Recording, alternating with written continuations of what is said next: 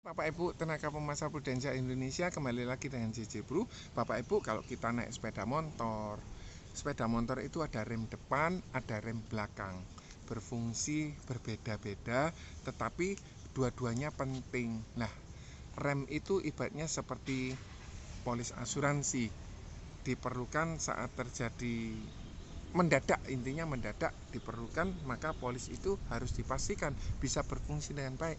Rem depannya bisa berfungsi enggak, rem belakangnya bisa berfungsi enggak. Jangan langsung kita pakai rem depan bisa nguling, jangan sampai kita rem belakangnya itu tidak berfungsi, maka saat rem mendadak tidak bisa berhenti kendaraan tersebut.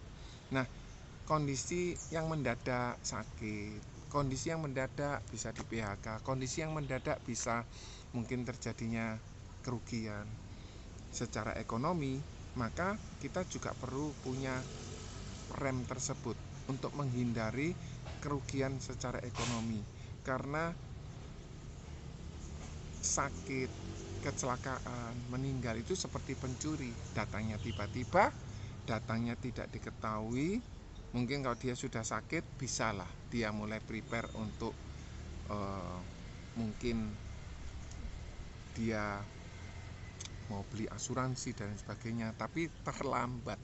Kenapa? Karena perusahaan asuransi itu cari orang-orang yang masih sehat, cari orang-orang yang memang masih tidak sakit secara berat atau mendadak, kecuali kalau karena kecelakaan memang tidak ada orang yang menghendaki kecelakaan. Tapi kalau sakit itu biasanya orang kalau sudah sakit baru sadar polis asuransi. Kalau dia mengalami kerugian baru sadar dia harus pasang pagar dan lain sebagainya.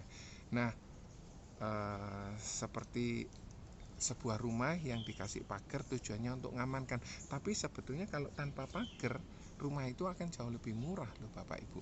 Tetapi kenapa kok harus ada pagar? Supaya sepeda yang ditaruh di teras tidak hilang, tanaman yang bagus-bagus tidak hilang.